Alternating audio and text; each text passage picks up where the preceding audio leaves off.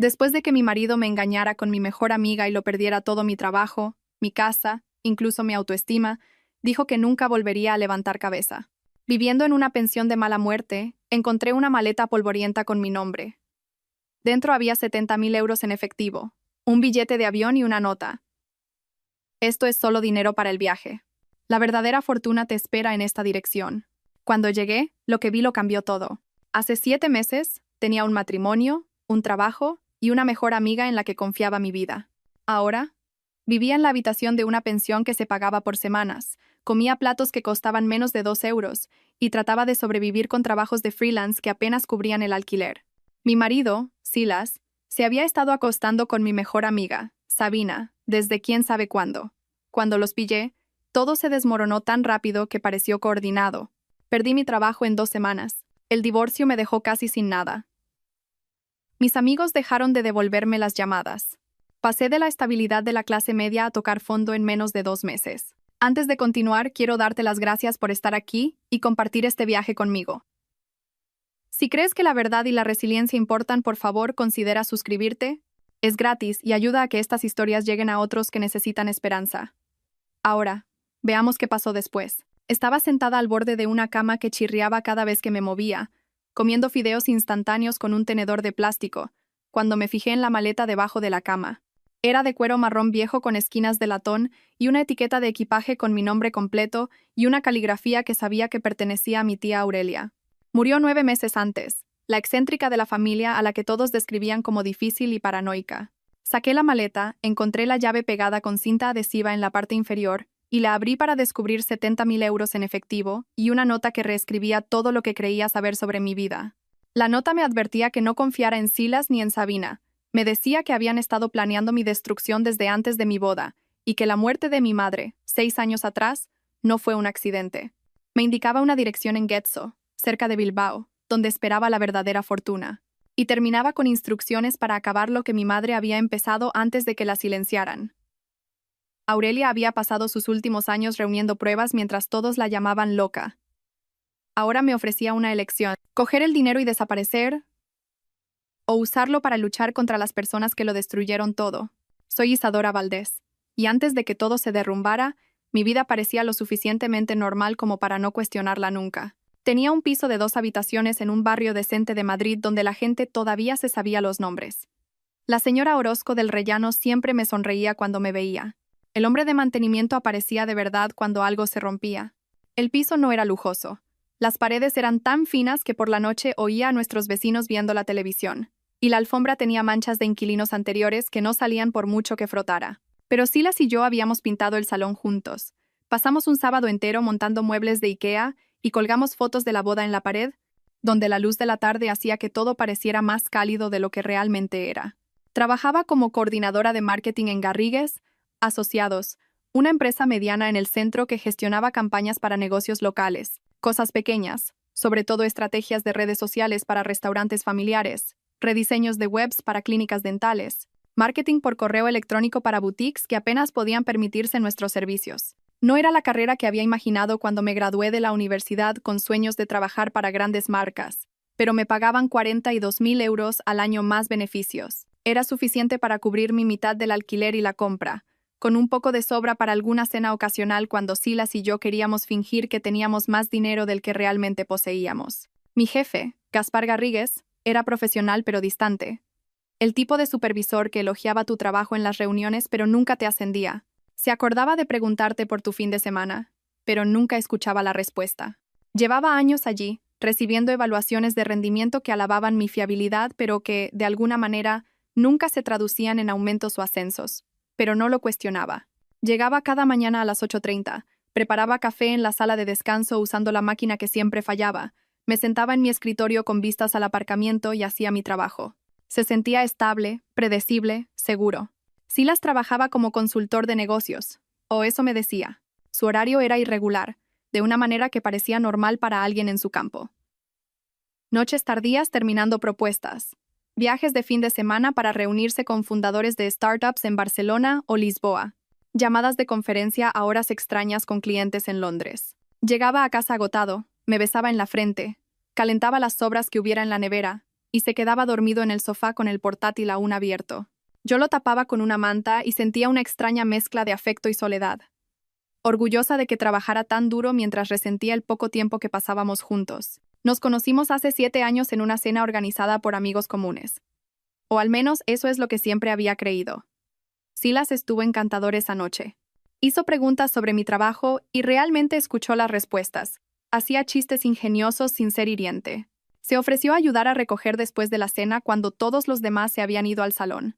Me pidió el número al final de la noche, y se lo di intentando no parecer demasiado ansiosa. Nuestro noviazgo fue natural y fácil, como si estuviéramos diseñados para encajar. Cenas en restaurantes informales, paseos por la ciudad, mañanas de domingo perezosas leyendo el periódico en la cama. Me pidió matrimonio después de 18 meses, arrodillándose en el Parque del Retiro, el mismo donde tuvimos nuestra tercera cita. Dije que sí sin dudarlo porque no podía imaginar una razón para decir que no. Pero las cosas habían cambiado en los últimos 2 años. Cambios sutiles que noté, pero de los que me convencí a mí misma que eran normales. Silas se volvió más protector con su móvil, inclinando la pantalla cuando yo pasaba, atendiendo llamadas en la otra habitación, dejándolo boca abajo sobre la mesa durante la cena. Se volvió más vago sobre sus proyectos de trabajo, ofreciendo descripciones generales en lugar de las historias detalladas que solía compartir. Buscaba pelea por cosas pequeñas, la forma en que cargaba el lavavajillas, si necesitábamos verduras ecológicas o normales, cuánto tiempo pasaba hablando con Sabina. Sabina había sido mi mejor amiga desde la universidad, cuando ambas éramos estudiantes sin un duro, compartiendo paquetes de fideos y hablando de los futuros que construiríamos algún día. Fue mi dama de honor, de pie a mi lado con un vestido que habíamos elegido juntas, llorando durante la ceremonia de una manera que me hizo llorar a mí también. Nos ayudó a mudarnos a nuestro piso, subiendo cajas por 3 tramos de escaleras y bromeando sobre cuántas cosas habíamos acumulado. Todos los jueves por la noche durante los últimos 5 años, venía con una botella de vino y nos sentábamos en mi sofá a hablar de todo. Frustraciones laborales, sus últimos desastres amorosos, mis preocupaciones sobre si Silas y yo nos estábamos distanciando. Escuchaba con lo que parecía una simpatía genuina, asintiendo en los momentos adecuados, diciendo cosas como: todos los matrimonios pasan por fases, solo necesitáis reconectar. Me decía la suerte que tenía de haber encontrado a alguien como Silas, que la mayoría de los hombres no eran tan comprensivos o estables, que no debía dar por sentado lo que tenía. Le creí, porque cuestionar a tu mejor amiga es como cuestionar la realidad misma. Si no puedes confiar en la persona que ha estado a tu lado en cada evento importante de tu vida durante más de una década, ¿en quién puedes confiar? Mi madre Leonor había muerto 6 años antes en un accidente de coche una noche de lluvia. Su vehículo se estrelló contra un árbol en una carretera que había recorrido cientos de veces. La policía dijo que iba demasiado rápido, que posiblemente se quedó dormida al volante. Mi tía Aurelia, la hermana mayor de mi madre, insistió en que algo no cuadraba en la historia oficial, pero todos desestimaron sus preocupaciones como el dolor hablando.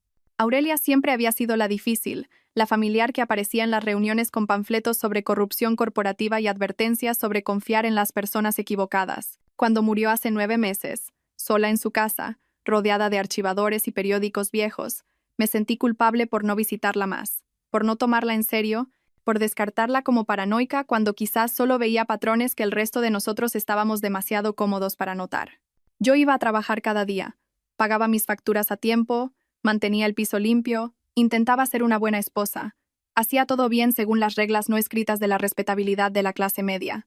Pensaba que si trabajaba lo suficiente, confiaba en las personas adecuadas y seguía las reglas, estaría protegida del tipo de caos que lees que le sucede a otra gente.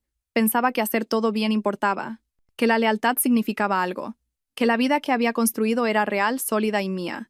Mirando hacia atrás, ahora desde esta habitación de pensión con sus paredes manchadas de nicotina y su cama que chirría con cada movimiento, puedo ver lo ingenua que fui. Cuán cuidadosamente construida había estado toda mi vida por personas que me veían como útil en lugar de humana. Cómo cada relación en la que había confiado había sido un teatro diseñado para mantenerme dócil e insospechada. El piso, el trabajo, el matrimonio, la amistad, todo construido sobre cimientos que nunca fueron reales para empezar. Pero eso aún no lo sabía. Sentada en mi vida normal hace 7 meses, creyendo en la estabilidad de la rutina y en la protección de jugar según unas reglas que resultaron estar escritas por personas que no tenían intención de seguirlas. No sabía que Silas y Sabina habían estado planeando mi destrucción desde antes de mi boda. No sabía que la muerte de mi madre no fue un accidente. No sabía que la tía Aurelia había pasado sus últimos años reuniendo pruebas mientras todos la tachaban de loca. No sabía nada de eso hasta que encontré esa maleta con 70.000 euros y una nota que me ofrecía la elección entre desaparecer y luchar. Y para entonces, ya había perdido todo lo que creía que importaba. La maleta estaba sobre la cama de la pensión junto a mí, los 70.000 euros en efectivo extendidos como pruebas en la escena de un crimen. Todavía aferraba la nota de Aurelia en mi mano, el papel suave de tanto doblarlo y desdoblarlo. La leí de nuevo, tratando de dar sentido a palabras que reescribían toda mi historia.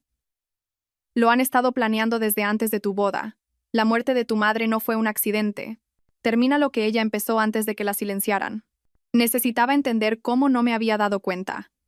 Cómo había vivido dentro de una mentira durante 7 años sin ver la verdad. Así que me permití recordar aquel martes, hace 6 meses, cuando mis cómodas ilusiones finalmente se hicieron añicos sin remedio. Me desperté esa mañana con náuseas. No el tipo de náuseas que vienen de la mala comida o la gripe, sino algo más profundo. Una sensación de que algo iba mal que se asentaba en mi pecho y me dificultaba respirar. Intenté ignorarlo siguiendo mi rutina normal. Ducha, una tostada que no pude terminar. Vestirme para el trabajo mientras Silas dormía porque había dicho que tuvo una reunión tardía la noche anterior y necesitaba descansar. A las 10 de la mañana, estaba sentada en mi escritorio en Garrigues, Asociados, mirando un calendario de redes sociales para una clínica dental, y no podía concentrarme. Tenía las manos frías, mi corazón seguía acelerándose sin motivo aparente. Las náuseas empeoraron en lugar de mejorar. Finalmente, entré en el despacho de Gaspar y le dije que necesitaba irme a casa. Esperaba que me pusiera pegas. Gaspar no era el tipo de jefe que apreciaba que la gente se fuera a mitad del día, incluso si estaban realmente enfermos. Pero él solo me miró con una expresión que no pude descifrar y dijo: «Que te mejores», en un tono que me puso los pelos de punta, como si ya supiera algo que yo no sabía. Como si estuviera aliviado de que me fuera. El trayecto a casa duró 20 minutos a través del tráfico de mediodía. Dejé la radio apagada porque el ruido me parecía demasiado. Mis manos temblaban ligeramente en el volante. Me dije a mí misma que estaba siendo ridícula, que probablemente solo tenía un virus estomacal y la ansiedad lo estaba empeorando. Pero el pánico seguía creciendo con cada manzana que recorría. La certeza de que algo estaba mal, aunque no tenía ninguna razón lógica para sentirlo. Cuando entré en el aparcamiento de nuestro edificio, vi el coche de Sabina en una plaza de visitantes. Un Honda Civic plateado en el que había estado cientos de veces. Tenía una llave de nuestro piso y a veces pasaba durante el día si su internet no funcionaba y necesitaba un wifi fiable para trabajar. No debería haber sido extraño ver su coche allí, pero un martes por la tarde, cuando se suponía que Silas estaba en la oficina y Sabina trabajando desde su propio piso, algo en ello me pareció incorrecto. Me quedé en mi coche un minuto entero, con el motor aún en marcha, tratando de convencerme de que mi instinto se equivocaba. Probablemente estaban trabajando en algo juntos, quizás planeando una sorpresa para mí. Quizás Silas también se había puesto enfermo y Sabina había pasado a ver cómo estaba. Repasé una docena de explicaciones inocentes, cada una más desesperada que la anterior. Finalmente, apagué el motor y crucé el aparcamiento hasta nuestro edificio. Subí 3 tramos de escaleras porque el ascensor estaba roto otra vez, y recorrí el pasillo con su moqueta gastada y su luz parpadeante. Metí la llave en la cerradura lo más silenciosamente posible, aunque no podría haber dicho por qué el sigilo parecía necesario. El piso estaba en silencio cuando entré. No el silencio de un lugar vacío, sino el de un lugar ocupado, donde puedes sentir que hay gente en casa aunque no los oigas. Me quedé en el salón, con mi bolso de trabajo todavía al hombro, escuchando. Fue entonces cuando oí las risas que venían de nuestro dormitorio. La risa de Sabina. No su risa normal, la que usaba cuando veíamos comedias en el sofá o cuando yo decía algo realmente divertido. Esta era diferente.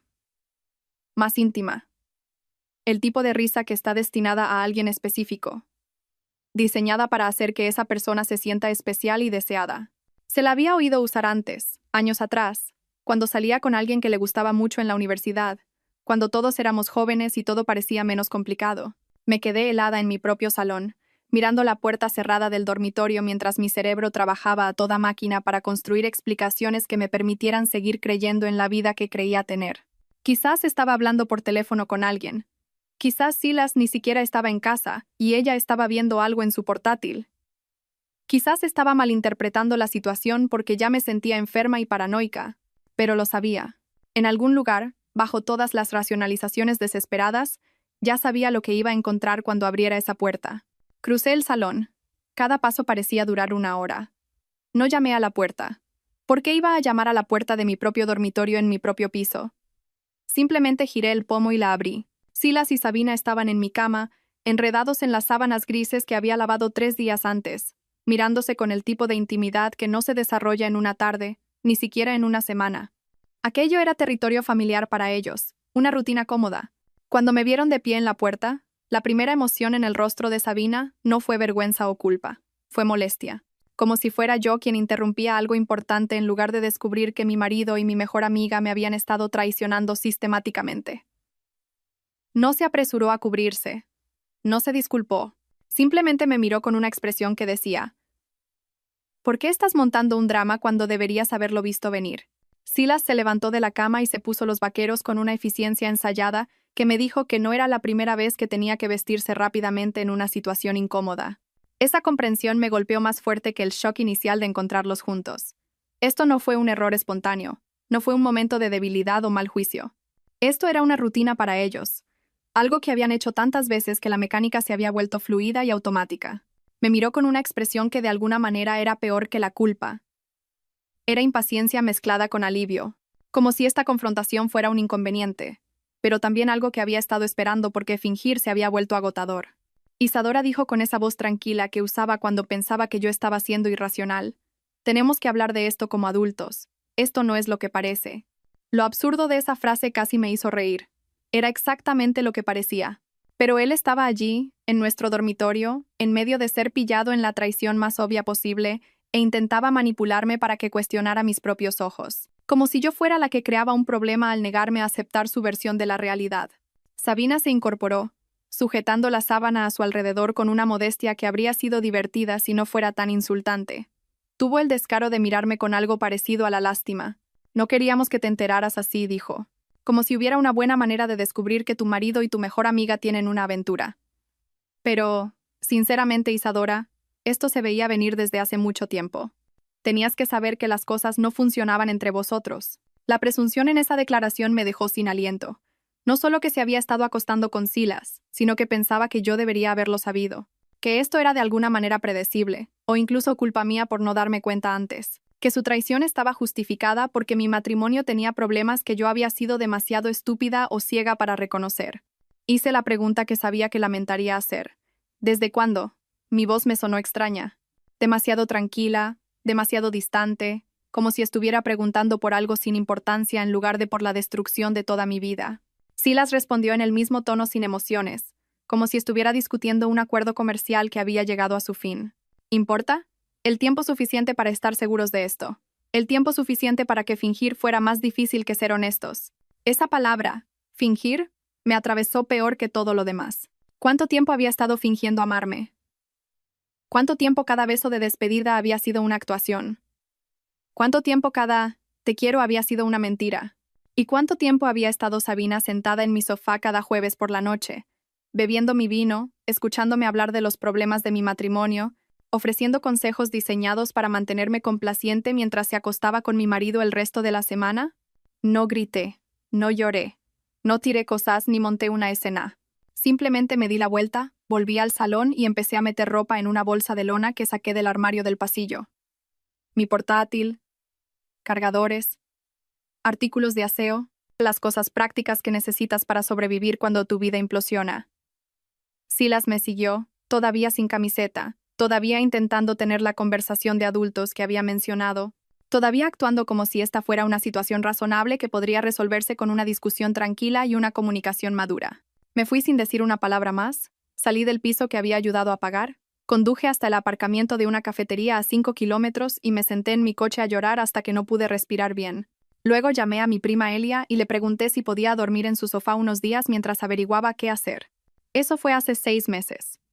Y ahora, sentada en esta habitación de pensión con la nota de Aurelia y 70,000 euros en efectivo, entendí que aquel martes había sido incluso peor de lo que había pensado. La traición no había sido solo personal.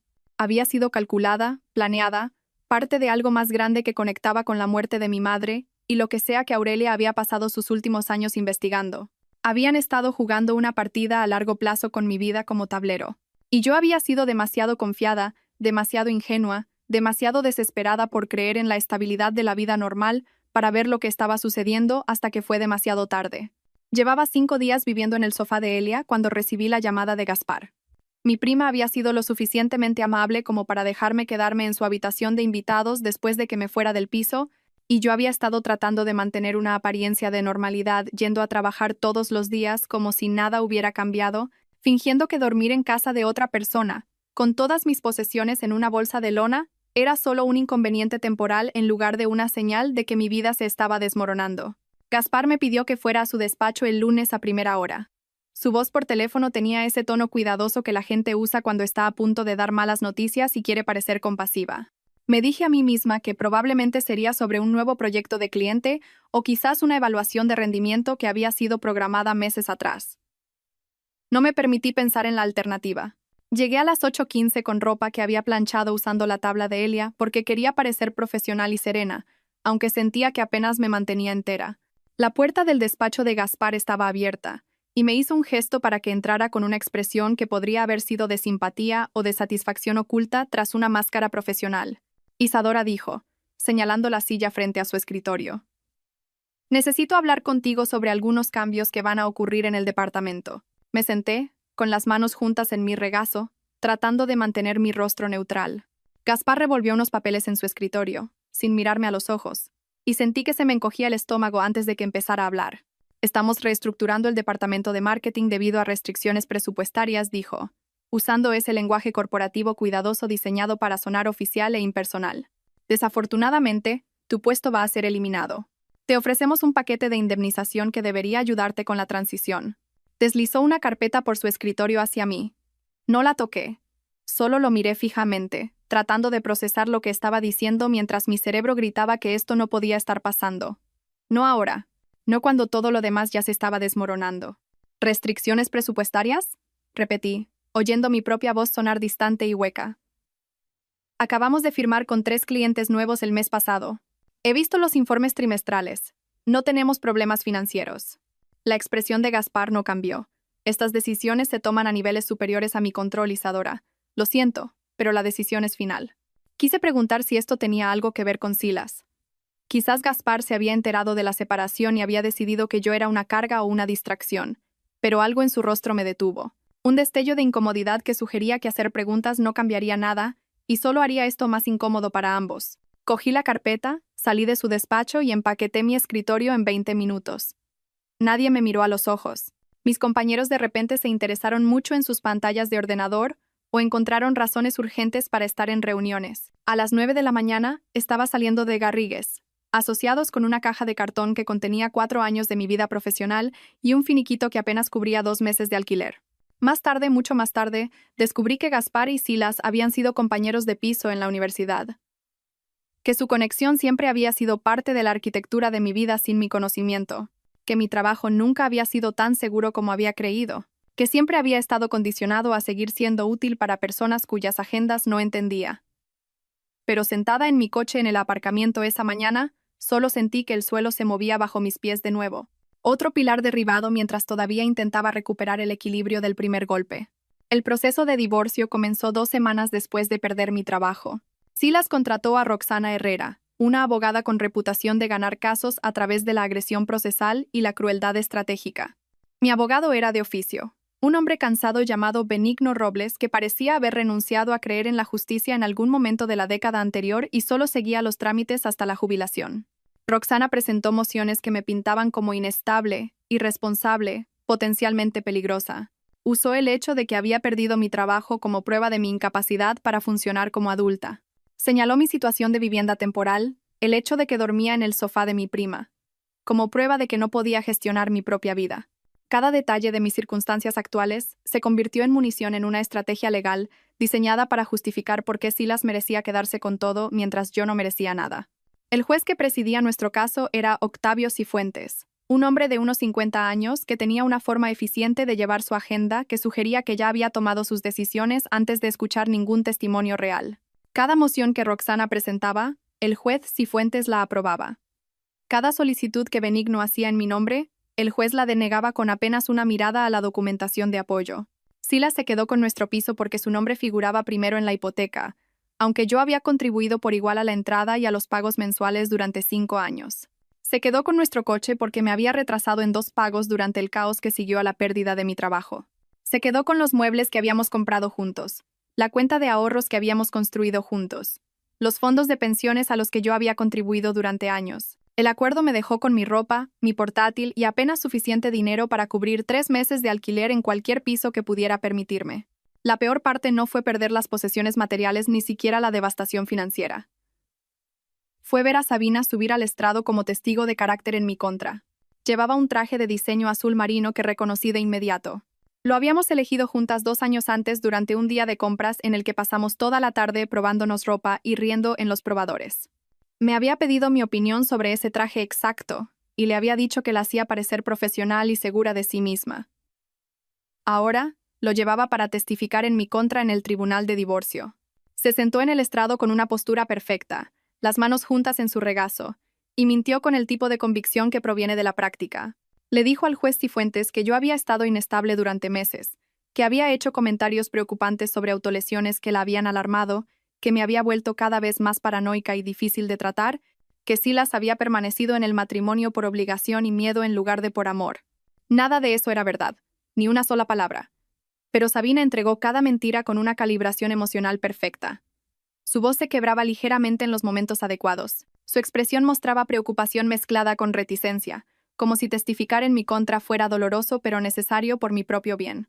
El juez Cifuentes escuchaba con una expresión de interés, asintiendo con simpatía, tomando notas. Cuando Benigno intentó interrogarla sobre su relación con Silas, Roxana se opuso antes de que pudiera terminar la pregunta. El juez la admitió de inmediato, cortando cualquier línea de investigación que pudiera establecer cuándo había comenzado realmente la aventura o revelar que el testimonio de Sabina podría estar motivado por algo más que la preocupación por mi bienestar. Me senté en la mesa del acusado viendo a mi mejor amiga de más de una década destruir sistemáticamente lo que quedaba de mi credibilidad. Y entendí que esto había sido coordinado. La aventura, la pérdida del trabajo, el proceso de divorcio. Todo ello cronometrado y ejecutado con una precisión que iba más allá de la coincidencia.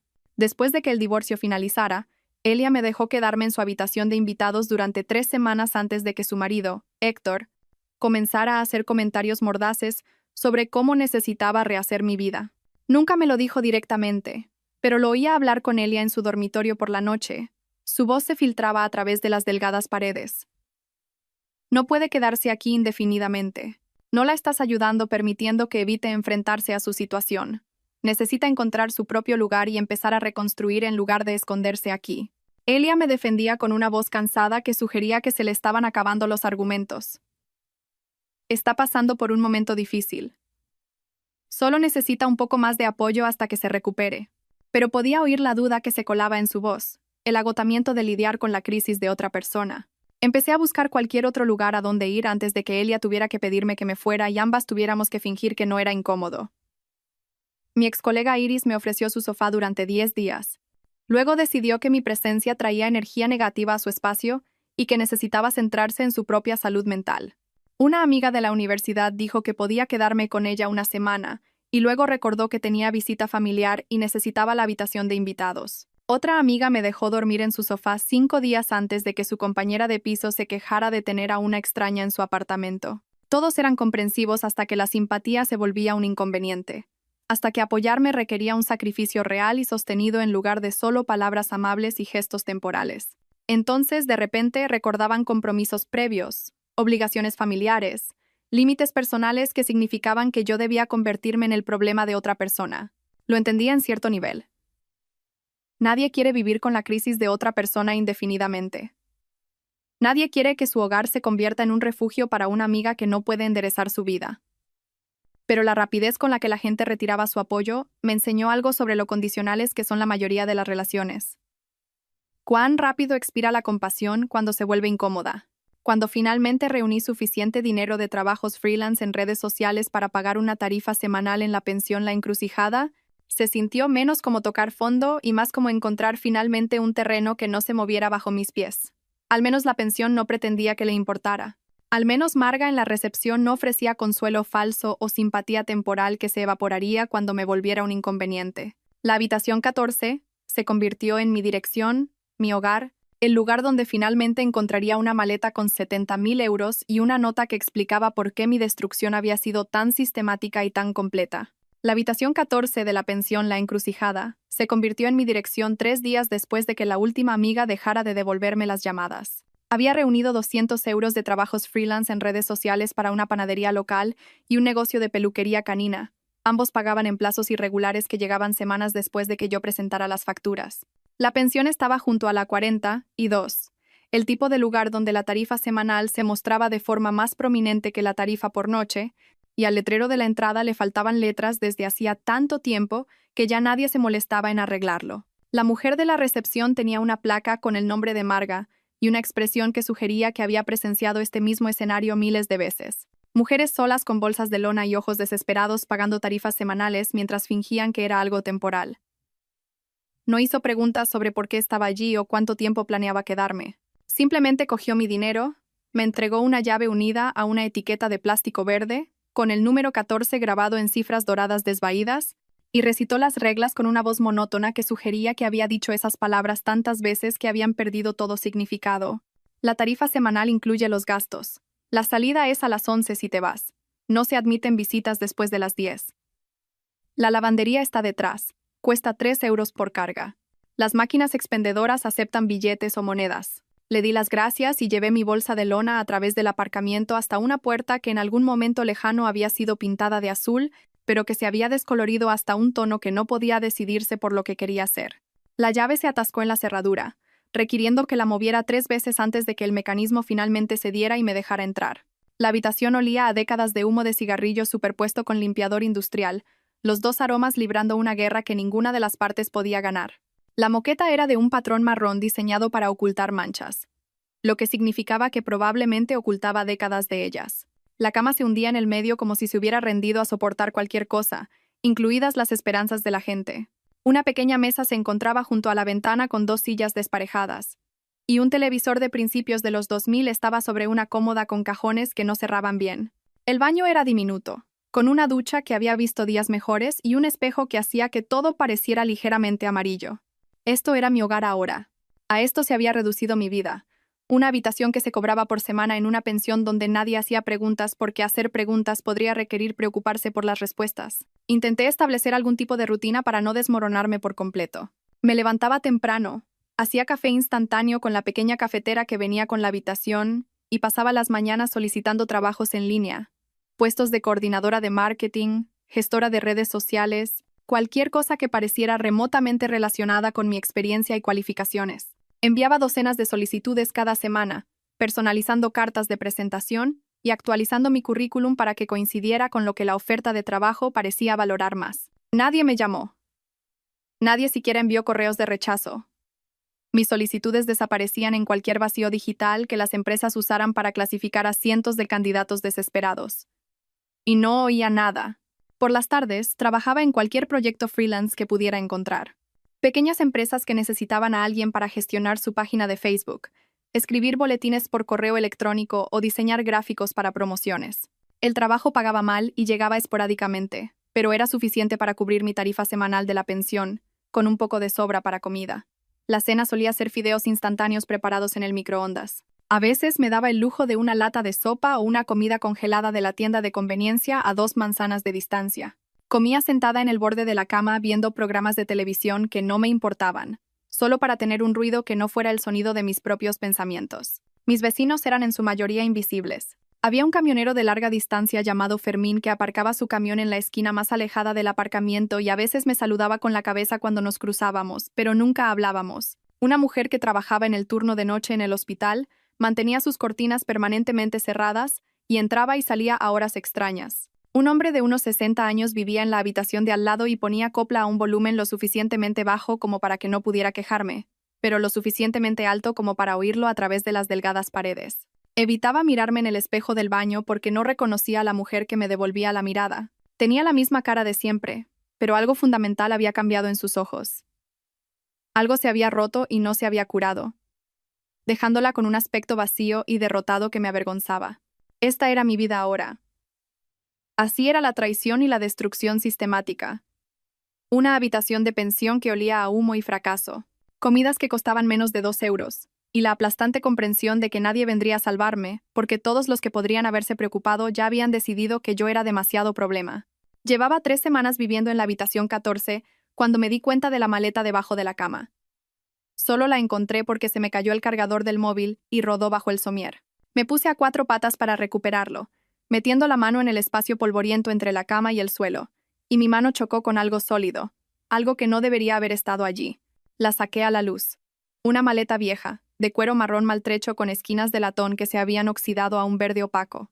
Parecía algo de otra época, el tipo de equipaje que la gente usaba antes de que todo se volviera de plástico y desechable. Una etiqueta de equipaje estaba atada al asa con una cuerda, y cuando la giré para leer lo que estaba escrito, mis manos empezaron a temblar. Isadora Valdés Montes. Mi nombre completo escrito con una caligrafía que habría reconocido en cualquier lugar. La escritura precisa y cuidadosa de mi tía Aurelia. Me senté en el suelo sosteniendo la maleta, tratando de entender cómo había llegado allí. Aurelia había muerto hacía 9 meses. Asistí a su funeral, estuve junto a su tumba, vi cómo bajaban su ataúd a la tierra. Había vivido sola durante décadas. Murió sola en su casa, rodeada de archivadores y periódicos viejos. Y todos habían dicho que era triste, pero no sorprendente, dado cómo se había aislado con sus teorías de conspiración y advertencias paranoicas sobre confiar en las personas equivocadas. ¿Cómo había terminado su maleta debajo de mi cama en una pensión en la que solo llevaba 3 semanas viviendo? ¿Había sabido de alguna manera que acabaría aquí? ¿Se la había dejado amarga en la recepción con instrucciones de ponerla en cualquier habitación que yo alquilara? La logística parecía imposible, pero la prueba estaba justo delante de mí. Mi nombre escrito con la inconfundible caligrafía de Aurelia. La maleta estaba cerrada con 2 cerrojos de latón que tenían pequeños mecanismos de cerradura. Le di la vuelta, revisando los lados y el fondo, y encontré una pequeña bolsa de plástico pegada debajo. Dentro de la bolsa había una llave. Aurelia siempre había sido paranoica, pero también había sido práctica de maneras que solo ella entendía. Escondía cosas a plena vista, dejaba pistas que requerían que miraras con atención, confiaba en que la persona adecuada encontraría lo que había dejado atrás. Despegué la cinta, saqué la llave de la bolsa de plástico y abrí la maleta con manos que no dejaban de temblar. Dentro había dinero. 70.000 euros en efectivo, atados con gomas elásticas. En su mayoría billetes de 100 euros con algunos de 50 mezclados. Los billetes olían ligeramente a naftalina y libros viejos, como si hubieran estado guardados en algún lugar durante años antes de ser empaquetados en esta maleta. Debajo del dinero había un billete de avión impreso en papel que había comenzado a amarillear ligeramente por los bordes. Bilbao, fecha de salida, dentro de 4 días. Y debajo del billete había una nota, escrita a mano en papel de cuaderno amarillo con la caligrafía distintiva de Aurelia. Isadora, esto es solo dinero para el viaje. La verdadera fortuna te espera en esta dirección. No confíes en Silas. No confíes en Sabina. Han estado planeando esto desde antes de tu boda. Termina lo que tu madre empezó antes de que la silenciaran. La verdad es importante. Úsala sabiamente. Leí esas palabras 3 veces, y cada lectura las hacía sentir más imposibles y más ciertas al mismo tiempo. No confíes en Silas. No confíes en Sabina. Han estado planeando esto desde antes de tu boda. Mi madre Leonor había muerto hacía 6 años en lo que todos dijeron que fue un accidente de coche. Tarde en la noche, en una carretera lluviosa. Su coche se estrelló contra un árbol en una ruta que había conducido cientos de veces. El informe policial decía que iba demasiado rápido, que posiblemente se quedó dormida al volante. Un trágico accidente, pero nada sospechoso. Aurelia había insistido en que algo no encajaba. Se había quedado en el funeral, me había apartado durante el velatorio, y me había dicho en un susurro urgente que mi madre había estado investigando un fraude financiero en la compañía farmacéutica donde trabajaba, que su muerte era demasiado conveniente, que el momento no tenía sentido, que tenía que tener cuidado en quién confiaba. Lo descarté como el dolor convirtiéndose en paranoia. Todos lo hicieron. Aurelia siempre veía conspiraciones, siempre advertía sobre la corrupción corporativa, siempre repartía panfletos sobre cosas que nadie más creía que fueran problemas reales. Todos habíamos aprendido a asentir educadamente y cambiar de tema. Ahora, estaba sentada en el suelo de una pensión sosteniendo 70.000 euros en efectivo y una nota que decía que mi tía había tenido razón en todo. Pasé esa noche en la habitación 14, mirando el dinero y la nota, sin poder dormir, sin poder pensar en nada más que en la elección que Aurelia me estaba obligando a tomar. Por la mañana, decidí que no iba a huir. Estaba harta de ser la persona a la que le pasan cosas. Estaba harta de desaparecer mientras las personas que destruyeron mi vida seguían adelante sin consecuencias. Empaqué mi bolsa de lona con las pocas posesiones que importaban. Algo de ropa, mi portátil, los 70,000 euros metidos en una bolsa impermeable. Le dejé una nota amarga en la recepción diciendo que había pagado la semana, pero que no volvería. Me miró con una expresión que podría haber sido de preocupación o de alivio de que su problema de inquilina semanal se estuviera resolviendo solo. Buena suerte, dijo, lo que podría haber significado cualquier cosa. El vuelo a Bilbao salía temprano un jueves por la mañana desde un aeropuerto regional a 40 minutos de distancia. Lo había reservado usando el dinero de Aurelia, y pasé todo el trayecto hasta allí, tratando de no pensar en lo que realmente estaba haciendo. Volar al otro lado del país para seguir las instrucciones de una tía muerta a la que todos habían llamado paranoica. Perseguir una teoría de conspiración que conectaba la infidelidad de mi marido con la muerte de mi madre 6 años atrás. Creer que la destrucción sistemática de mi vida era parte de algo más grande y más calculado que una simple traición. Dicho así, sonaba a locura. Pero la nota de Aurelia estaba en mi bolso. El dinero era real y el billete de avión tenía mi nombre. Locura o no, iba a ir. La aerolínea era una de esas de bajo coste que cobran extra por todo, incluido el derecho a respirar. O al menos así se sintió cuando intentaron hacerme pagar 15 euros por llevar una bolsa de lona que pesaba menos que la mayoría de los niños pequeños. Pagué porque discutir no valía la pena. Y luego pasé 3 horas encajada entre un hombre de negocios con un traje caro que monopolizaba ambos reposabrazos como si hubiera pagado extra por el privilegio, y un universitario que veía videos en su móvil sin auriculares como una especie de sociópata. No dormí. Los asientos estaban diseñados por personas que odiaban activamente la columna vertebral humana. Pero esa no fue la verdadera razón por la que me mantuve despierta. Mi mente no dejaba de dar vueltas a preguntas sin respuestas fáciles. ¿Qué había descubierto mi madre que la hizo lo suficientemente peligrosa como para matarla? ¿Cuán profunda era la implicación de Silas y Sabina? ¿Alguna parte de mi relación con Silas había sido real? ¿O todo había sido una actuación desde el principio? ¿Hubo momentos genuinos mezclados con las mentiras? ¿O cada beso y cada declaración de amor habían sido una manipulación calculada? El hombre de negocios a mi lado seguía mirando la bolsa de lona que sostenía en mi regazo, probablemente preguntándose por qué la abrazaba como si contuviera algo irreemplazable en lugar de guardarla en el compartimento superior como una persona normal. Quise decirle que contenía 70.000 euros, y posiblemente la clave para entender por qué toda mi vida había sido desmantelada sistemáticamente. Pero me limité a mirar por la ventana a la oscuridad salpicada por luces dispersas abajo, ciudades y pueblos llenos de gente, cuyas vidas probablemente tenían sentido para ellos de una manera que la mía ya no lo tenía. Bilbao me recibió con cielos grises y una lluvia que se sentía diferente a la de Madrid. Más fría, más pesada, el tipo de humedad que se filtra a través de la ropa y se instala en los huesos. Alquilé un coche usando parte del dinero de Aurelia y una tarjeta de crédito que había estado evitando porque probablemente estaba cerca de su límite. El agente de alquiler apenas me miró, simplemente procesó el papeleo con la eficiencia de alguien que había hecho esa transacción 10.000 veces y había dejado de preocuparse por la transacción número 50. La dirección que Aurelia había escrito me llevó fuera de la ciudad hacia Getxo, una zona residencial que se sentía tranquila de una manera que sugería dinero, privacidad y vecinos que se ocupaban de sus propios asuntos. El GPS me guió por calles bordeadas de árboles maduros y casas apartadas de la carretera, cada propiedad manteniendo una distancia educada de sus vecinas. La casa de Aurelia estaba al final de una calle sin salida, una pequeña casa de una planta que parecía haber sido construida en los años 70 y no había sido muy actualizada desde entonces. Las ventanas estaban oscuras.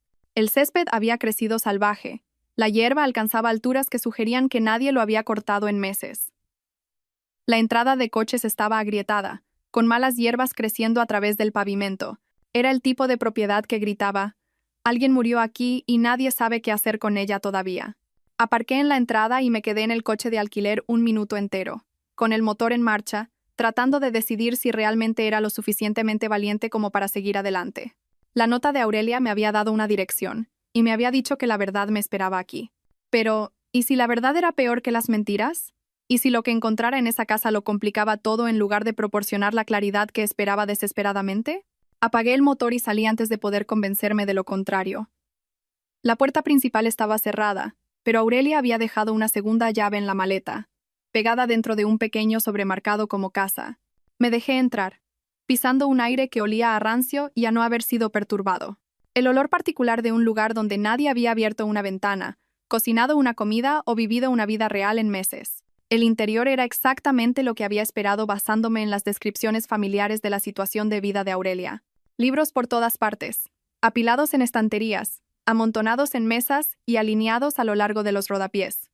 Archivadores en el salón donde la mayoría de la gente pondría un sofá. Papeles organizados en cajas con etiquetas escritas con la letra precisa de Aurelia. La cocina parecía apenas usada, solo una cafetera, un microondas y un fregadero lleno de platos que nadie había lavado antes de que ella muriera. Pero la nota me había dirigido al cobertizo detrás de la casa, no a la casa en sí. Crucé hasta la puerta trasera y salí a un patio descuidado donde la hierba y las malas hierbas se habían apoderado de lo que alguna vez pudo haber sido un intento de jardín. El cobertizo estaba en la esquina más alejada, una estructura de quizás 3 por 4 metros con cerraduras en la puerta más nuevas que cualquier otra cosa en la propiedad. Ese detalle me llamó la atención de inmediato. Todo lo demás parecía viejo y descuidado, pero esas cerraduras eran recientes, industriales, el tipo de herrajes que usas cuando proteges algo que importa. Usé la tercera llave que Aurelia había dejado, esta marcada como cobertizo, y la cerradura se abrió suavemente, como si hubiera sido mantenida recientemente. El interior del cobertizo estaba organizado de una manera que hacía que la casa pareciera caótica en comparación. Archivadores alineados en una pared, cada cajón etiquetado con años que abarcaban desde la década de 1980 hasta el año pasado. Cajas apiladas a lo largo de otra pared, indexadas con el tipo de precisión que encontrarías en un archivo profesional. Y en la esquina trasera, parcialmente oculta bajo una lona y algunas latas de pintura estratégicamente colocadas, había una trampilla en el suelo. Moví las latas de pintura y retiré la lona. La trampilla tenía un asa y una cerradura. Y cuando probé la cuarta llave que Aurelia había dejado, se abrió para revelar una escalera que descendía a la oscuridad. Encendí la linterna de mi móvil y bajé a lo que resultó ser un sótano que había sido convertido en una sala de pruebas con clima controlado. El espacio tenía quizás 2 metros de alto y unos 5 metros cuadrados, iluminado por tiras de LED a pilas que parpadearon al encenderse cuando llegué al final de la escalera. El aire era fresco y seco, mantenido por un deshumidificador que zumbaba silenciosamente en la esquina. Archivadores, más cajas, una mesa con un portátil y lo que parecía un viejo reproductor de casetes, y esparcidas por todas partes, fotografías y documentos protegidos en fundas de plástico transparente. Aurelia había pasado años construyendo esto, un archivo secreto que documentaba algo que creía que valía la pena preservar, incluso si todos pensaban que era paranoica por hacerlo. Empecé con las fotografías porque estaban justo delante de mí, dispuestas sobre la mesa como pruebas en un juicio. La primera que cogí hizo que mis manos empezaran a temblar tanto que casi la dejó caer. Mi madre, Leonor, de pie entre Silas y Sabina en lo que claramente era algún tipo de conferencia. Los tres llevaban acreditaciones y ropa de negocios, sonriendo a la cámara como colegas que se conocían bien. La pancarta de fondo decía, Cumbre Anual de Investigación de Laboratorios Meridian. La fecha impresa en la parte inferior de la foto era de hace 8 años. 8 años. 2 años enteros antes de que supuestamente conociera a Silas por casualidad en una cena. 2 años antes de que nuestra relación comenzara. Miré esa fotografía, mi cerebro tratando de construir explicaciones que me permitieran aferrarme a cualquier parte de la narrativa que había creído sobre mi propia vida. Quizás se habían conocido brevemente en una conferencia y se habían olvidado. Quizás era una coincidencia. Quizás la foto estaba mal etiquetada. Pero sabía que no era así. Esto no era una coincidencia. Silas no me había conocido por accidente. Había sido colocado en mi vida deliberadamente. Cultivado como una relación por personas que necesitaban acceso a mi madre y me vieron como el punto de entrada más fácil. Había sido un objetivo antes de ser una novia, un blanco antes de ser una esposa. Y cada momento de intimidad, cada declaración de amor, cada promesa sobre nuestro futuro juntos, había sido un teatro al servicio de algo que solo ahora comenzaba a entender. Dejé la fotografía con manos temblorosas y cogí el reproductor de casetes. Era viejo. Uno de esos modelos portátiles de los 80 con altavoces incorporados y un asa para llevarlo.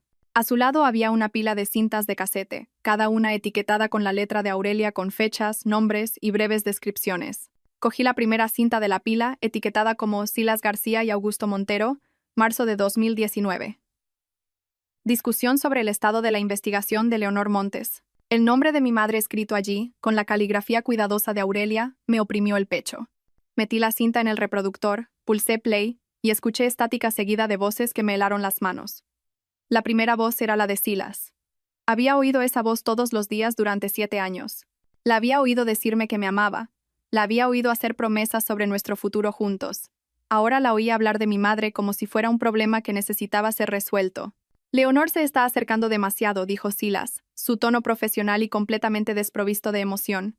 Ha hecho copias de los datos de los ensayos y se ha estado reuniendo con alguien del Ministerio de Sanidad. No sé quién todavía, pero estoy trabajando para averiguarlo a través de Isadora. Una segunda voz respondió, más vieja y autoritaria. Debía ser Augusto Montero. No podemos permitir que esto se haga público. Las aprobaciones que hemos conseguido valen miles de millones. Si expone la manipulación de datos, nos enfrentamos a cargos penales y al fin de la empresa. ¿Puedes contenerla a través de la hija? Lo he intentado, dijo Silas. Pero Leonor no discute detalles del trabajo con Isadora. Es protectora. Cree que mantiene a su hija a salvo no involucrándola en lo que sea que esté investigando. De hecho, está dificultando mi trabajo porque Isadora no sabe nada útil. Entonces tenemos que considerar otras opciones, dijo Augusto, y algo en su tono me heló la sangre. Soluciones más permanentes. No podemos arriesgarlo todo porque a una contable le haya entrado la conciencia. Pausé la cinta porque no podía respirar bien. Estaban discutiendo matar a mi madre, planeándolo como si fuera una decisión de negocios, sopesando opciones y considerando estrategias. Y Silas, el hombre con el que me había casado, el hombre con el que había construido una vida, era parte de esa conversación. Me había estado utilizando para intentar recopilar información sobre lo que mi madre sabía, y cuando eso no funcionó, había participado en la planificación de su asesinato. Me obligué a pulsar play de nuevo. Hay formas de hacer que parezca un accidente, continuó Augusto. Tenemos gente que se especializa en este tipo de problemas. Los accidentes de coche ocurren todo el tiempo, especialmente en noches de lluvia en carreteras peligrosas. Nadie los cuestiona. ¿Y después? Preguntó Silas. Si Leonor muere, Isadora quedará destrozada. Se apoyará en mí, lo que me da más acceso a su vida. Pero también está esa tía, Aurelia. Es paranoica y sospecha de todo.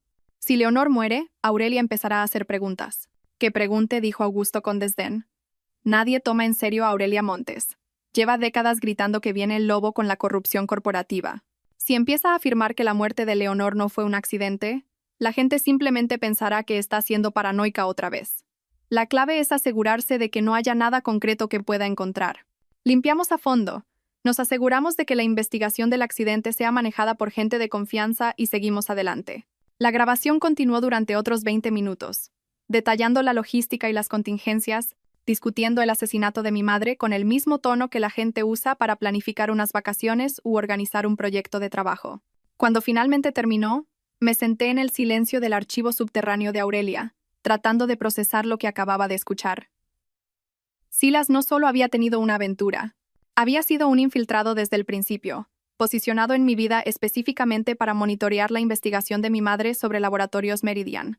Me había cortejado, me había pedido matrimonio, se había casado conmigo, todo como parte de una estrategia para obtener acceso a información que pudiera amenazar un esquema de fraude multimillonario. Y cuando usarme no funcionó, cuando mi madre mantuvo su investigación separada de su vida familiar, la habían matado y lo habían hecho parecer un accidente en una noche de lluvia. Encontré más cintas. Conversaciones entre Sabina y alguien llamada Dra. Inés Linares, aparentemente la tía de Sabina y una investigadora senior en Meridian. Estas grabaciones revelaron que a Sabina se le había asignado la tarea de hacerse mi amiga después de la muerte de mi madre para asegurarse de que permaneciera aislada y manejable, para monitorear si mostraba algún signo de investigar lo que realmente había sucedido. Cada noche de vino de los jueves había sido vigilancia. Cada conversación de corazón a corazón había sido recopilación de datos. Toda nuestra amistad había sido fabricada.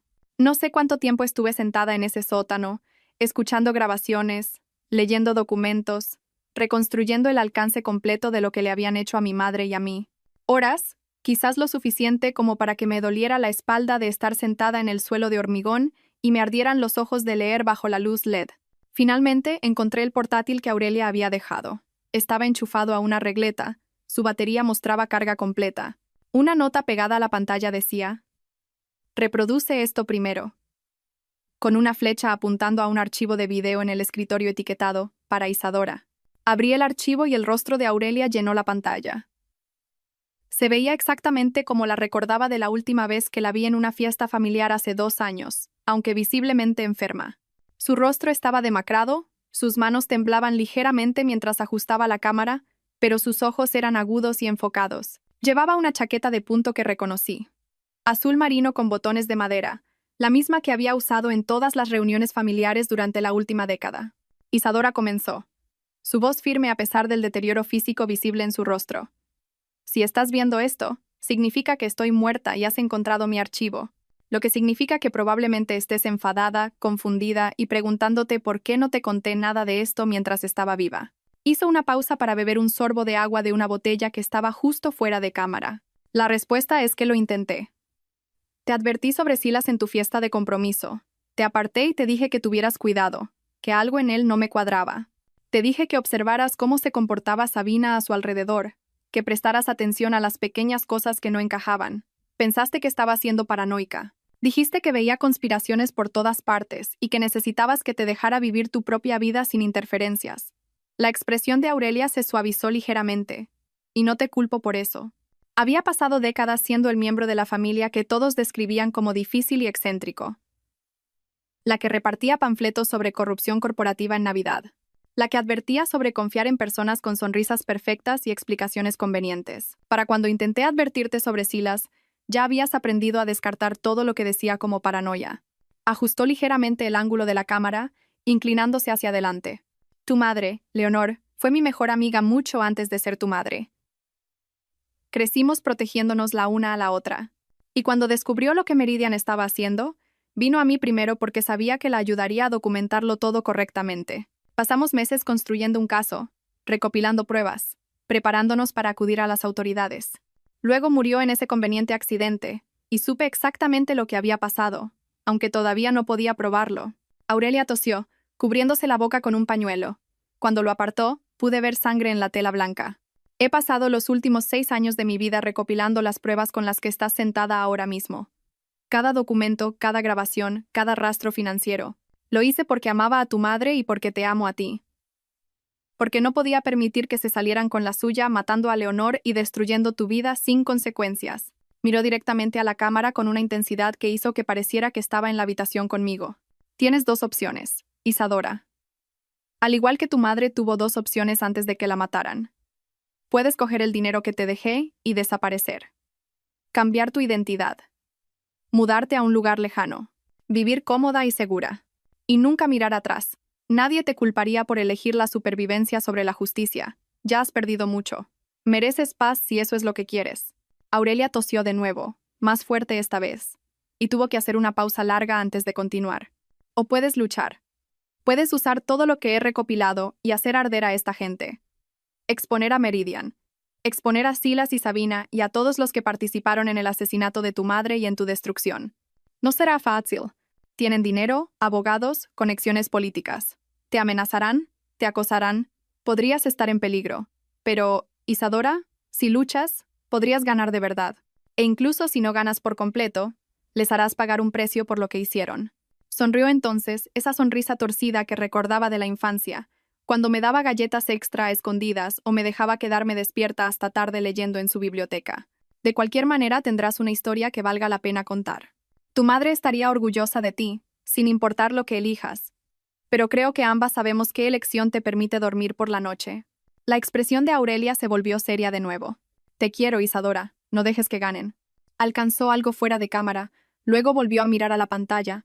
Ah, y hay una cosa más que no he mencionado en los materiales escritos. Cuenta número 7743 de la Caja Rural del Norte. La contraseña es el número de empleada de tu madre en Meridian. Esa es la verdadera fortuna. Los 70,000 de la maleta son solo dinero para el viaje. Usa lo que hay en esa cuenta para luchar o para huir. Pero, por el amor de Dios, úsalo. El video terminó con Aurelia extendiendo la mano hacia la cámara. Y luego la pantalla se quedó en negro. Me quedé mirando la pantalla en blanco durante mucho tiempo antes de sacar mi móvil y buscar el número de teléfono de la Caja Rural del Norte. La llamada a la Caja Rural del Norte me llevó 45 minutos de navegar por menús automáticos antes de que finalmente llegara a un ser humano. Les di el número de cuenta que Aurelia había mencionado, y la representante se quedó en silencio el tiempo suficiente para que pensara que la llamada se había cortado. Señora, dijo finalmente, su voz de repente mucho más profesional, voy a tener que transferirla a nuestra división de gestión de patrimonios. Por favor, espere. La música de espera era un piano clásico que sonaba como si se estuviera tocando bajo el agua. Después de lo que pareció una eternidad, Una mujer llamada Adela se puso al teléfono y me pidió que verificara mi identidad usando el número de empleada de mi madre como contraseña. Cuando le di los números, hizo una pausa por un momento antes de explicar con un lenguaje cuidadoso que Aurelia había establecido un fideicomiso a mi nombre. El fideicomiso contiene carteras de acciones, propiedades inmobiliarias y derechos de propiedad intelectual que su madre aseguró antes de su muerte, dijo Adela. El valor total es de aproximadamente 14 millones de euros. Estructurado para protegerlo de desafíos legales y asegurar que solo usted pueda acceder a él. 14 millones de euros. Las palabras no sonaban reales. Sonaban como el diálogo de una película sobre la vida de otra persona, no la mía. Estaba sentada en el archivo subterráneo de una mujer muerta, rodeada de pruebas de conspiración y asesinato, y ahora me decían que tenía acceso a más dinero del que podía comprender adecuadamente.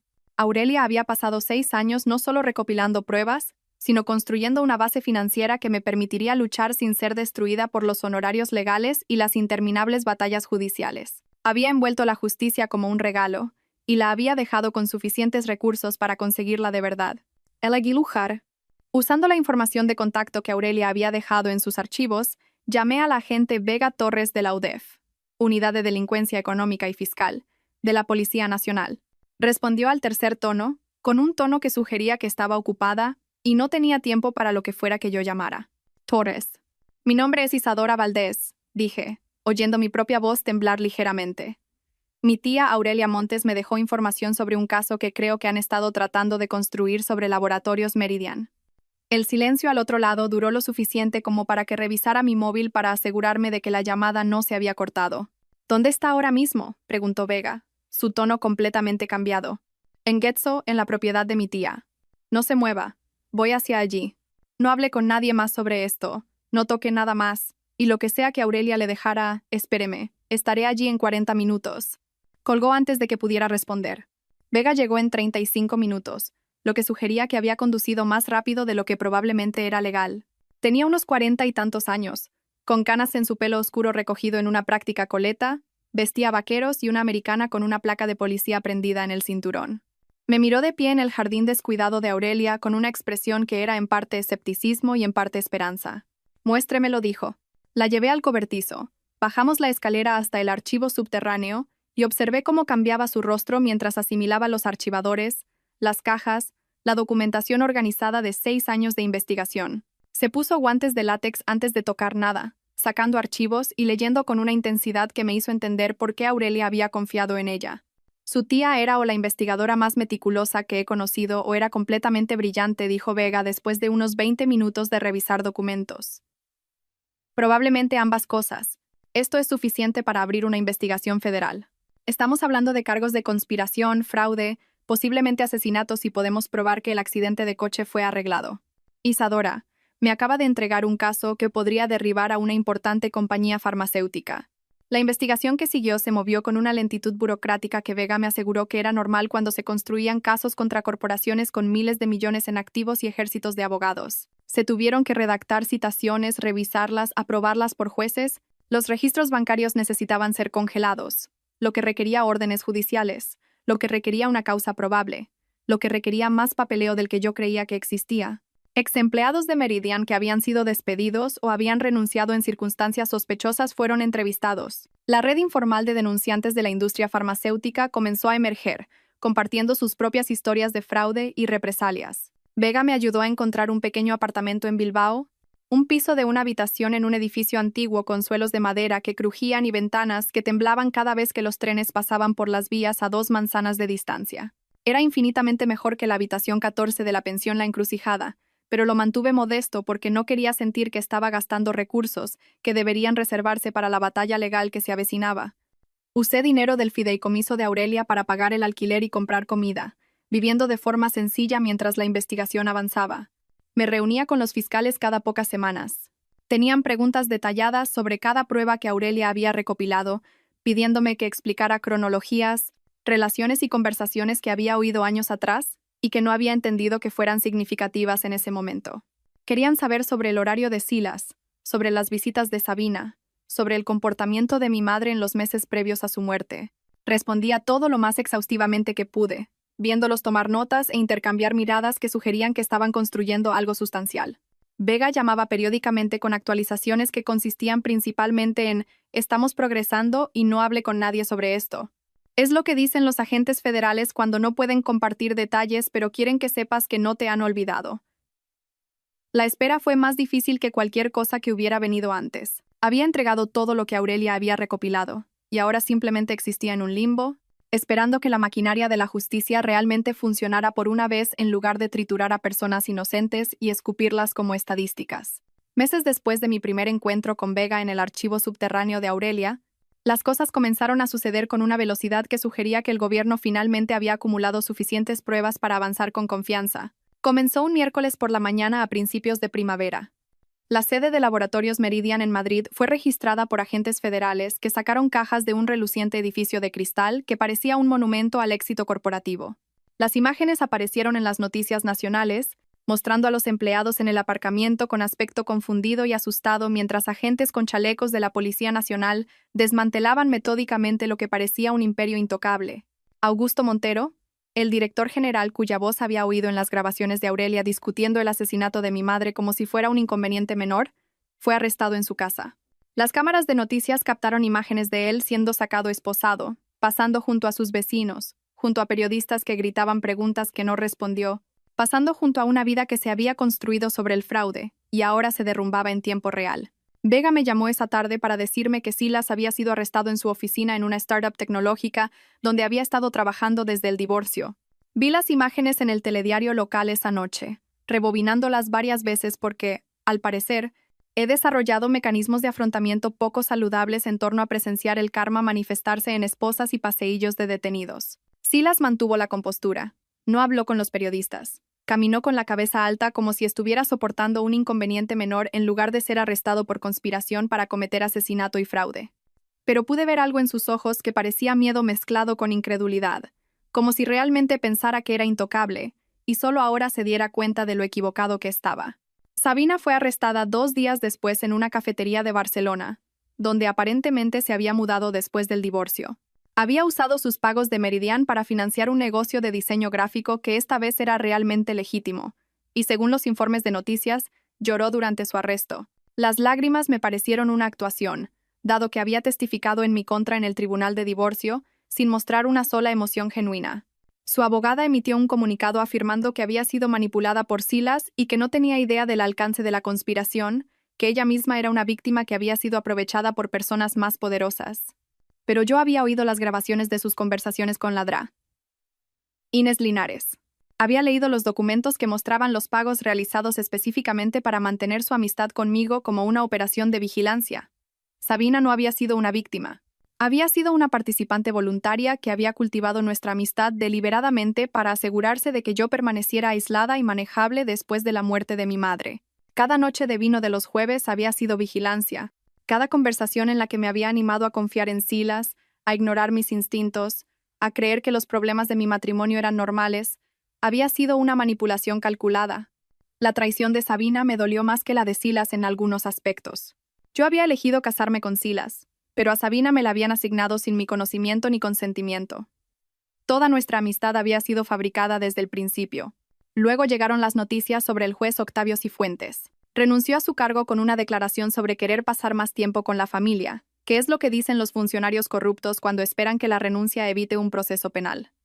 No funcionó. Fue imputado 3 semanas después por aceptar sobornos y manipular procedimientos judiciales. Los documentos que Aurelia había recopilado mostraban que había comprado una casa de vacaciones a través de un fideicomiso que se remontaba a Meridian, que había estado fallando a favor de los intereses corporativos durante años a cambio de pagos disfrazados de honorarios de consultoría.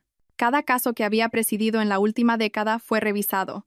Mi caso de divorcio fue uno de los primeros, y un nuevo juez tardó 15 minutos en determinar que el fallo original se había basado en testimonios fabricados y procedimientos sesgados.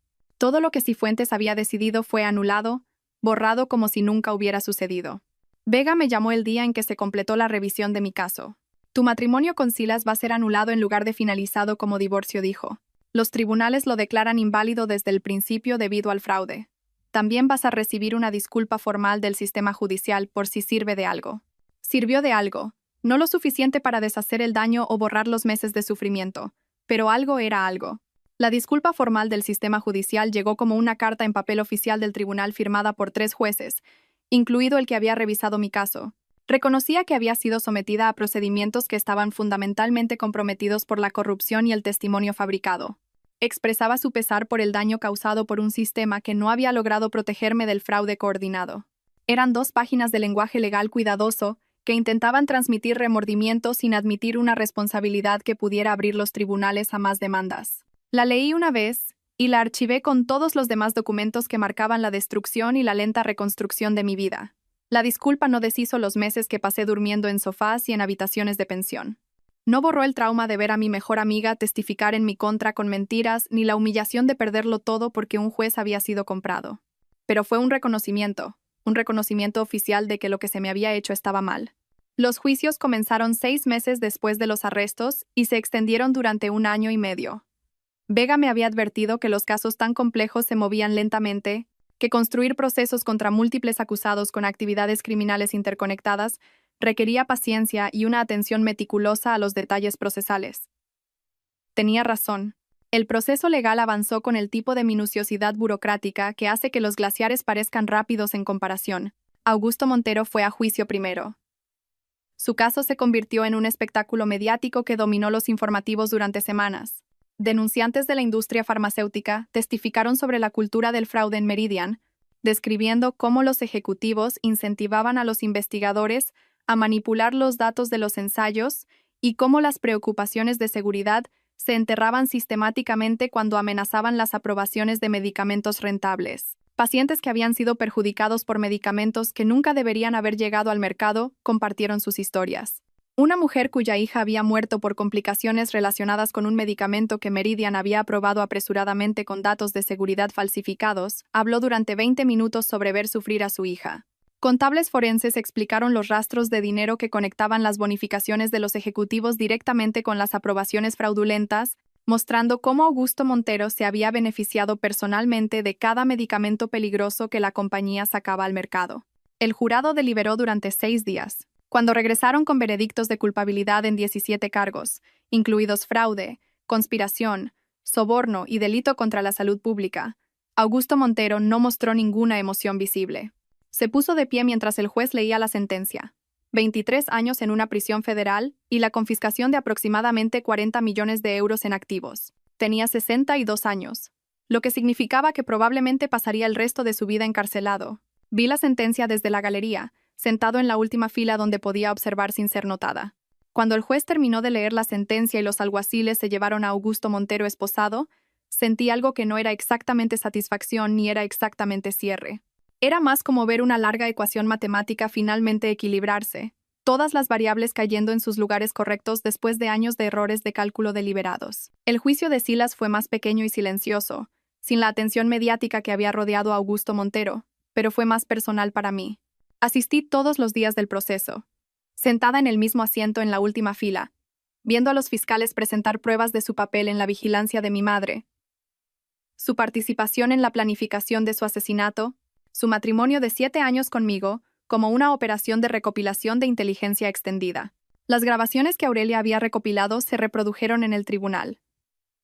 Escuché la voz de Silas discutiendo sobre mi madre como si fuera un obstáculo que necesitaba ser eliminado.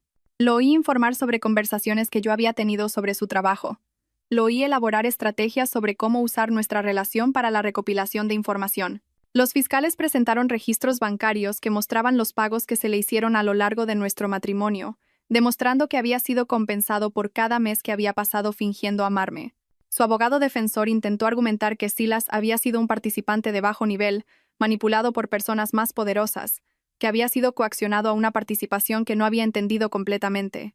Pero las grabaciones mostraban a alguien que había sido entusiasta y dispuesto, que había hecho sugerencias estratégicas sobre cómo abordar el asesinato de mi madre, que había seguido recibiendo pagos y participando en la conspiración años después de su muerte. El jurado emitió veredictos de culpabilidad por cargos de conspiración para cometer asesinato, fraude y asociación ilícita. El juez lo sentenció a 15 años en una prisión federal. Cuando se leyó el veredicto, Silas me miró a través de la sala del tribunal. Su expresión era complicada, algo entre la ira y la resignación, como si no pudiera creer del todo que la mujer con la que se había casado como parte de una operación de vigilancia hubiera sido la que presentara las pruebas que lo destruyeron. Le devolví la mirada sin pestañear, sin emoción, porque ya estaba harta de ser intimidada por personas que habían subestimado sistemáticamente de lo que era capaz cuando se me empujaba lo suficiente. Sabina aceptó un acuerdo con la fiscalía en lugar de ir a juicio. A cambio de su testimonio contra otros acusados, su sentencia se redujo a 8 años. Proporcionó información sobre la DRA. Inés Linares y otros empleados de Meridian que habían sido parte de la conspiración, ayudando a los fiscales a construir casos contra personas que de otro modo podrían haber escapado a la responsabilidad. 6 meses después de su sentencia, recibí una carta de ella. 3 páginas escritas en papel de prisión, llenas de disculpas y explicaciones sobre cómo era joven y estaba desesperada por dinero cuando Meridian se le acercó por primera vez. Cómo había tomado decisiones terribles de las que se arrepentía todos los días. Cómo ser asignada para hacerse mi amiga había comenzado como un simple trabajo, pero se había complicado cuando realmente había llegado a preocuparse por mí a pesar de las mentiras. Preguntaba si podríamos encontrar una manera de perdonarnos y seguir adelante, porque nuestra amistad había significado algo real, aunque estuviera construida sobre el engaño. Leí la carta una vez mientras estaba sentada en mi apartamento de Bilbao con el café de la mañana, y no sentí nada más que una especie de satisfacción hueca. La carta era una autojustificación disfrazada con el lenguaje del remordimiento, tratando de reescribir la historia para que Sabina pudiera verse a sí misma como una víctima de las circunstancias en lugar de una participante activa en la destrucción de la vida de otra persona. Quería una absolución que yo no estaba dispuesta a dar. Archivé la carta en una carpeta con otras pruebas de traición y nunca respondí. Algunas relaciones no se pueden reparar y no se debe intentar. El perdón no es algo que le debas a las personas que destruyeron sistemáticamente tu vida solo porque luego se arrepienten de haber sido descubiertas. La demanda civil contra Laboratorios Meridian tardó otros 2 años en resolverse. La compañía luchó agresivamente, desplegando equipos de abogados para desafiar cada reclamo y alargar los procedimientos el mayor tiempo posible. Pero finalmente, enfrentándose al peso de la evidencia que ya había resultado en condenas penales para sus ejecutivos, llegaron a un acuerdo. Los términos requerían que Meridian pagara 2.700 millones de euros a los pacientes que habían sido perjudicados por sus aprobaciones de medicamentos fraudulentas. Tuvieron que financiar revisiones de seguridad independientes de cada medicamento que sacaron al mercado en la última década. Fueron puestos bajo supervisión federal durante 15 años, con reguladores integrados en sus procesos de aprobación para prevenir futuros fraudes. El patrimonio de mi madre recibió 12 millones de euros en concepto de daños por muerte injusta. Lo heredé como su única pariente viva, y doné cada euro a organizaciones que abogan por la seguridad y la transparencia farmacéutica. El dinero se sentía contaminado, ganado a través del asesinato de mi madre, y yo ya tenía suficientes recursos del fideicomiso de Aurelia para vivir cómodamente sin él. En cambio, usé parte del fideicomiso de Aurelia para crear la Fundación Montes Valdés, una organización sin fines de lucro dedicada a investigar el fraude farmacéutico y apoyar a los denunciantes que arriesgan sus carreras para exponer la mala conducta corporativa. Contratamos investigadores para rastrear pruebas de violaciones de seguridad. Financiamos defensas legales para empleados que enfrentan represalias después de informar problemas. Publicamos informes que incomodaban a las compañías farmacéuticas, arrojando luz en rincones donde preferían la oscuridad. La fundación se convirtió en mi trabajo a tiempo completo, mi forma de canalizar el dolor y la ira en algo productivo, algo que habría enorgullecido a mi madre y a Aurelia, algo que convirtió sus muertes en un legado que realmente ayudó a la gente en lugar de ser solo finales trágicos de vidas truncadas por la codicia. Todavía pienso a veces en la habitación 14 de la pensión La Encrucijada, en estar sentada en esa cama hundida, comiendo fideos instantáneos con un tenedor de plástico, preguntándome si alguna vez saldría del agujero en el que se había convertido mi vida. Guardo el recibo de mi última semana allí en mi cartera, como un recordatorio de que tocar fondo es real, que la humillación y la traición pueden despojarte de todo lo que creías que te definía, pero no pueden destruirte de verdad a menos que se lo permitas. Aurelia lo había entendido. Había pasado sus últimos años construyendo un caso y reuniendo recursos porque creía que la verdad importaba más que la comodidad y la justicia importaba más que la seguridad. Tenía razón. La tía paranoica que todos descartaban había sido la única que entendía cómo funcionaba realmente el mundo, que reconocía que las personas poderosas no dejan de ser corruptas solo porque confíes en ellas o juegues según reglas que ellos ignoran. La verdad final que Aurelia me dejó resultó profética de maneras que todavía estoy descubriendo. Luchar no siempre lleva a la victoria, pero no luchar garantiza la derrota. Construí una vida con sentido a partir de las ruinas de una fraudulenta, desordenada, complicada y fundamentalmente honesta. El tipo de final que mi madre y Aurelia habrían apreciado, el tipo de historia que recuerda a la gente que la paciencia y la documentación pueden derribar imperios construidos sobre mentiras. Y que a veces, la mayor venganza es simplemente negarse a que la gente corrupta te borre de la narrativa que han construido en torno a su propia importancia. No soy la mujer que era cuando encontré esa maleta debajo de la cama de la pensión. Soy más fuerte que ella, más cuidadosa con la confianza, pero también más segura de lo que importa. Esa mujer no entendía cuánto podía sobrevivir o cuán poderosa podía llegar a ser cuando todo lo demás le había sido arrebatado. Estoy agradecida de no ser ella nunca más. Si esta historia de justicia y resiliencia te ha mantenido cautivado hasta el final, muestra tu apoyo pulsando el botón de me gusta ahora mismo. Mi parte favorita fue cuando Isadora descubrió el archivo subterráneo de Aurelia y se dio cuenta de que su tía paranoica había tenido razón en todo desde el principio. ¿Cuál fue tu momento favorito? Comparte tus pensamientos en los comentarios a continuación. No te pierdas más historias poderosas de verdad y redención como esta. Suscríbete y activa la campanita de notificaciones para que te avisemos en cuanto subamos un nuevo video.